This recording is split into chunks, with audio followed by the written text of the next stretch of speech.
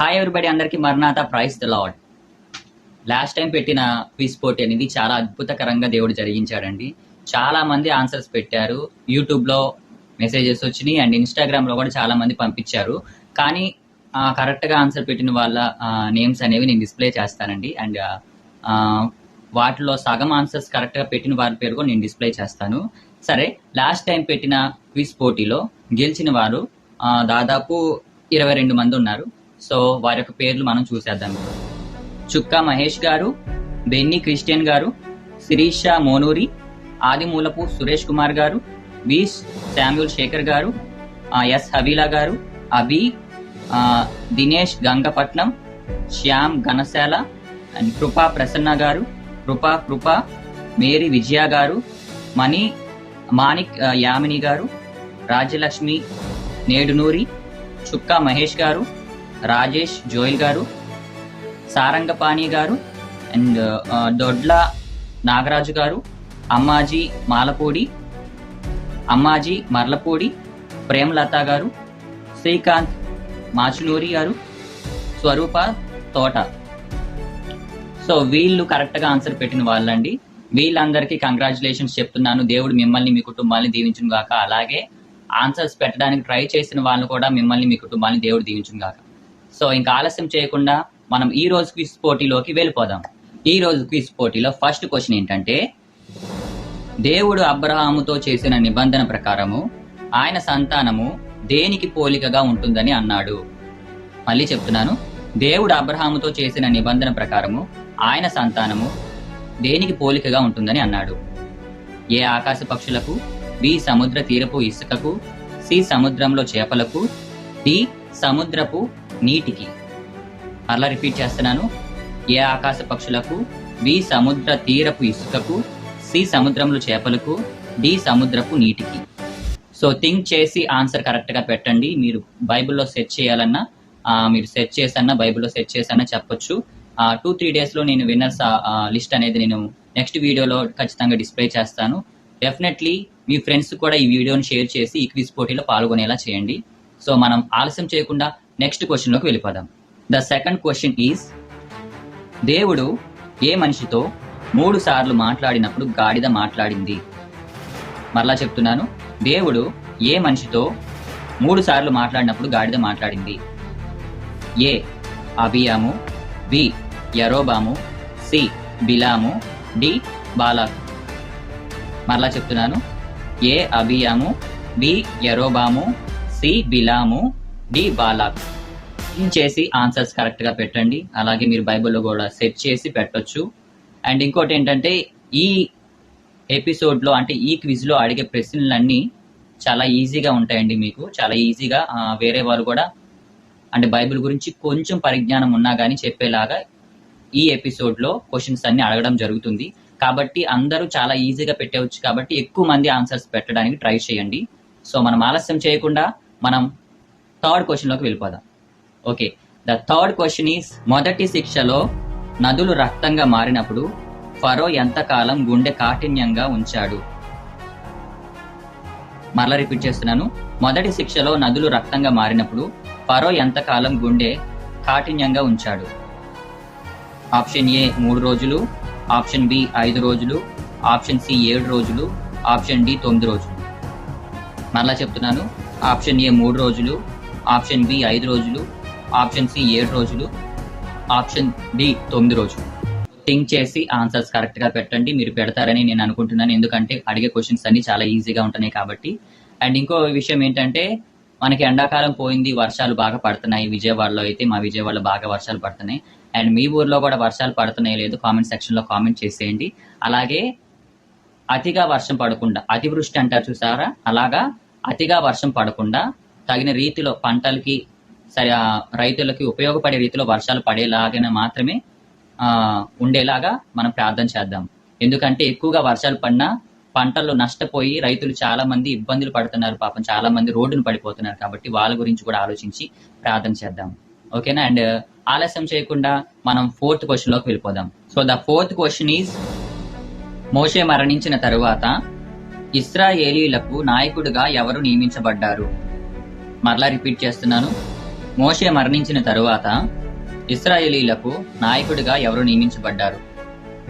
Option A యెహోషువ, option B Caleb, option C Phinehas, option D అహరోను. మరలా repeat చేస్తున్నాను. ఆప్షన్ ఏ యెహోషువ, option B Caleb, option C Phinehas, option D అహరోను. Think చేసి answers కరెక్ట్గా పెట్టండి. ఇవన్నీ ఎక్కడుంటాయి మీకు బాగా తెలుసు. నేను దాదాపు ఆదికాండము, నిర్గమాకాండము, న్యాయాధిపతుల గ్రంథం నుంచే నేను ఈ 5 క్వశ్చన్స్ అడుగుతున్నాను. చాలా ఈజీగా ఉంటాయి, మీరు ఈజీగా పెట్టేయవచ్చు ఆన్సర్స్ అయితే. బైబిల్ గురించి పరిజ్ఞానం ఉన్న వాళ్ళైతే నేను క్వశ్చన్ చెప్పంగానే ఆన్సర్స్ పెట్టేస్తారు కూడా. సో ఖచ్చితంగా ఆన్సర్ పెట్టడానికి అందరూ ట్రై చేయండి. మనం ఆలస్యం చేయకుండా ఇంకా 5th క్వశ్చన్లోకి వెళ్ళిపోదాం.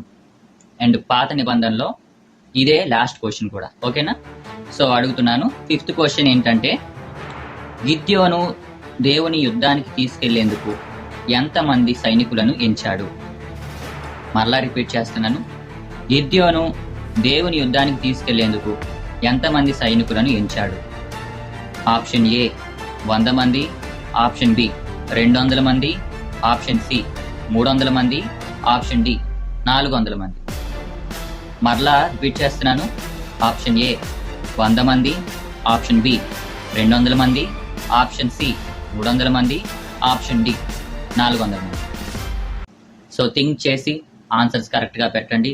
దేవుడు ఖచ్చితంగా మీ బుర్రలకు పదునిచ్చి ఆన్సర్స్ అన్నీ చెప్పులాగున అందరూ, సో నెక్స్ట్ వీడియోలో మీ పేరు ఖచ్చితంగా డిస్ప్లే అవ్వలాగున అందరూ ట్రై చేయండి. ఖచ్చితంగా ఆన్సర్ పెట్టడానికి ట్రై చేయండి. ఎందుకు నేను ఈ క్విజ్ పెడుతున్నానో మీకు బాగా తెలుసు కదా. మనం రోజు బైబిల్ చదవట్లేదు, మీరు ఎవరు బైబిల్ చదవట్లేదని నాకు బాగా తెలుసు. ఏదో ఒక లైను 2 లైన్లు చదివేసి, క్యాలెండర్లో లైన్ చదివేసి నేను వాక్యం చదివేశామని అనుకుంటున్నారు. కానీ ఇలా క్విజ్ పెట్టడం ద్వారా మీకు కలిగే లాభాలు ఏంటంటే, దేవుని వాక్యం చదివినట్టు ఉంటుంది. అలాగే దేవుని వాక్యాన్ని మనసులో పెట్టుకొని ఎప్పుడైనా ఎవరైనా మిమ్మల్ని ప్రశ్నించినా సరే మీరు చెప్పులాగున మిమ్మల్ని మీ బుర్రలు పదును చేసినట్టు ఉంటుంది. దేవుని ఆశీర్వాదాలు కూడా అట్లాగే వస్తాయి మీకు. సో ఆ రీతిగా నేను ఆలోచించి నేను క్విజ్ పెడుతున్నాను. మీరు ఆశీర్వాదం పొందుకోవడమే కాకుండా వేరే వాళ్ళకి కూడా ఈ వీడియో షేర్ చేసి ఈ క్విజ్లో పార్టిసిపేట్ చేయమని, వాళ్ళు కూడా దేవుని యందు ఆశీర్వాదాలు జ్ఞానం పొందులాగున ట్రై చేయండి. సో ఇప్పుడు మనం కొత్త నిబంధనలోని ఫస్ట్ క్వశ్చన్ అంటే 6వ క్వశ్చన్లోకి వెళ్ళబోతున్నాము. సో ఈ క్వశ్చన్ అడగబోయే ముందు, ఈ రౌండ్లోకి వెళ్ళబోయే ముందు ఒక్క విన్నపం అండి. మీరు గనక ఈ వీడియో చూస్తున్న వీక్షకులు ఎవరైతే ఉన్నారో ఖచ్చితంగా ఈ ఛానల్ని సబ్స్క్రైబ్ చేసుకొని ఈ వీడియోకి ఒక లైక్ ఇస్తే చాలా మంచిది. వేరే చాలా మందికి కూడా నా వీడియో వెళ్ళడానికి అవకాశం ఉంటుంది. సో నన్ను ఎంకరేజ్మెంట్ చేయాలి. ఖచ్చితంగా ఇంకా నన్ను ఇలాగే ముందుకు తీసుకువెళ్ళాలని మీరు అనుకుంటే ఈ ఛానల్ని సబ్స్క్రైబ్ చేసుకోండి. అండ్ ఇప్పుడు ఆలస్యం చేయకుండా మనం 6th క్వశ్చన్లోకి వెళ్ళిపోదాం. యేసు తన మొదటి అద్భుతాన్ని ఎక్కడ చేశాడు? చాలా ఈజీ క్వశ్చన్ అండి. మరలా చెప్తున్నాను. యేసు తన మొదటి అద్భుతాన్ని ఎక్కడ చేశాడు? ఆప్షన్ ఏ బెత్లెహేము, ఆప్షన్ బి నజరేతు, ఆప్షన్ సి యెరూషలేము, ఆప్షన్ డి కానా. మళ్ళా రిపీట్ చేస్తున్నాను. ఆప్షన్ ఏ బెత్లెహేము, ఆప్షన్ బి నజరేతు, ఆప్షన్ సి యెరూషలేము, ఆప్షన్ డి కానా. సో థింక్ చేసి ఆన్సర్స్ కరెక్ట్గా పెట్టేయండి. దేవుడు మిమ్మల్ని అందరినీ దీవించాలని కోరుకుంటున్నాను. దీని ద్వారా మీరు ఒకవేళ ఈ క్వశ్చన్స్ అడిగే క్వశ్చన్స్ కనుక మీకు గనక తెలియకపోతే, తెలియని వాళ్ళు ఎవరైతే ఉంటారో వాళ్ళు గుర్తుపెట్టుకోండి. ఇవన్నీ మోస్ట్ ఇంపార్టెంట్ క్వశ్చన్స్ అండి.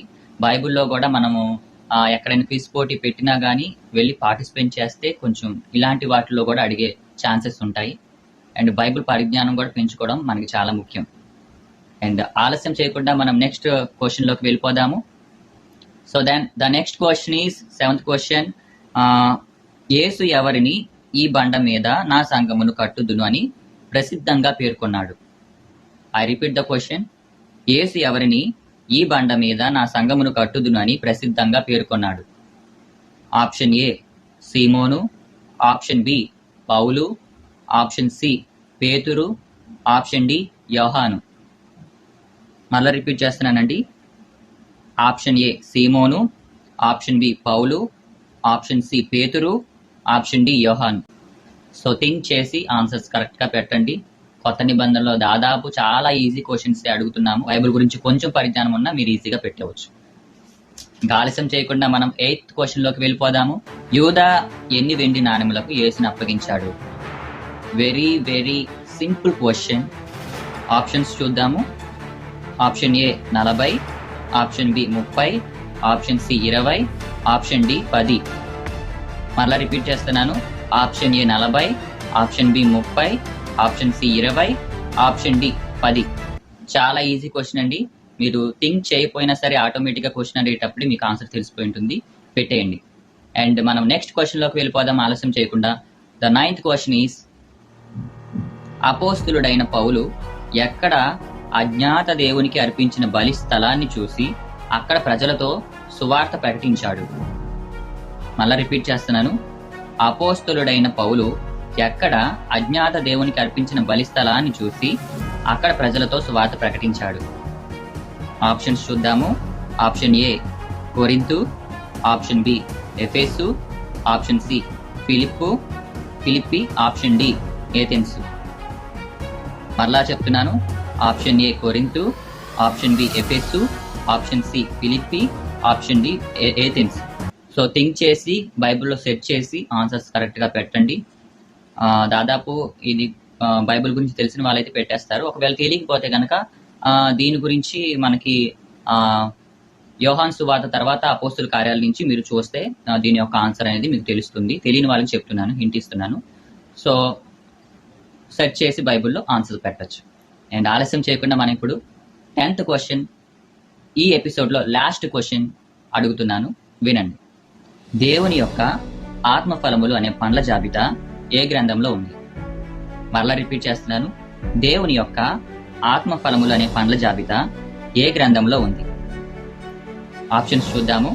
ఆప్షన్ ఏ రోమీలకు రాసిన పత్రిక 5వ అధ్యాయం 22వ వచనము, ఆప్షన్ బి గలతీయులకు రాసిన పత్రిక 5వ అధ్యాయం 22వ వచనము, ఆప్షన్ సి ఎఫెసీలకు రాసిన పత్రిక 5వ అధ్యాయం 22వ వచనము, ఆప్షన్ డి కొలస్సీలకు రాసిన పత్రిక 5వ అధ్యాయం 22వ వచనం. మళ్ళా రిపీట్ చేస్తున్నాను. ఆప్షన్ ఏ రోమీలకు రాసిన పత్రిక 5వ అధ్యాయం 22వ వచనము, ఆప్షన్ బి గలతీయులకు రాసిన పత్రిక 5వ అధ్యాయం 22వ వచనము, ఆప్షన్ సి ఎఫెసీలకు రాసిన పత్రిక 5వ అధ్యాయం 22వ వచనము, ఆప్షన్ డి కొలస్సీలకు రాసిన పత్రిక 5వ అధ్యాయం 22వ వచనము. సో థింక్ చేసి ఆన్సర్స్ కరెక్ట్గా పెట్టండి. సో ఇవ్వండి ఈ ఎపిసోడ్లో క్విజ్ క్వశ్చన్స్ అనేవి. సో చాలా ఈజీగానే ఉండుంటాయి. చాలా మంది కూడా ఆప్షన్స్ లేకుండానే పెట్టేస్తారేమో. సో అంత ఈజీగా క్వశ్చన్స్ అనేవి అడగడం జరిగింది. సో మీరు ఆత్మీయంగా ఎదగాలనేదే నా యొక్క ముఖ్య ఉద్దేశము. అందుకే ఈ వీడియో చేస్తున్నాను. అలాగే ఈ వీడియో కనుక మీకు నచ్చితే మీ ఫ్రెండ్స్కి షేర్ చేయండి. వాళ్ళు కూడా క్విజ్లో పాల్గొనేలాగా సహాయం చేయండి వాళ్ళకి. ఎందుకంటే బైబిల్ యొక్క పరిజ్ఞానం తెలియడం అందరికీ ముఖ్యము, అవసరం కూడా. దేవుని రాకళ్ళు ఎత్తబడాలంటే దేవుని యొక్క వాక్య పరిజ్ఞానం అనేది మనకి చాలా అవసరం. సో కాబట్టి ఈ క్విజ్లో మీరు పార్టిసిపేట్ చేస్తూ ఉండండి. ఎప్పుడు అలాగే రోజు ఉండదు ఈ క్విజ్ పోటీ, మీకు 2-3 డేస్ అలా ఉంటుంది. ఎందుకంటే వీడియో రూపంలో మీకు అందించాలి కాబట్టి. సో వీడియో చేసి ఎడిటింగ్ చేయడానికి కొంత టైం అనేది పడుతుంది కాబట్టి సో కొంత టైం తీసుకొని నేను వీడియో పెడతాను. సో ఎప్పుడు పెట్టినా కానీ మీకు స్పేస్ వస్తుంది కాబట్టి పెట్టంగానే క్విజ్ మీరు యాక్టివ్గా పార్టిసిపేట్ చేయడానికి ట్రై చేయండి. ఓకేనా?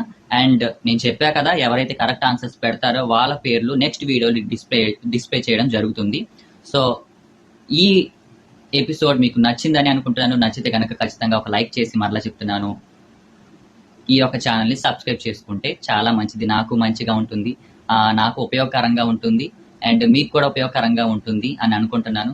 సో నన్ను ఎంకరేజ్మెంట్ చేయాలంటే ఖచ్చితంగా ఈ యొక్క చిన్న పని చేసేయండి చాలు. సో నెక్స్ట్ వీడియోలో మరలా క్విజ్ క్వశ్చన్తో మరలా మీ ముందుకు వస్తాను.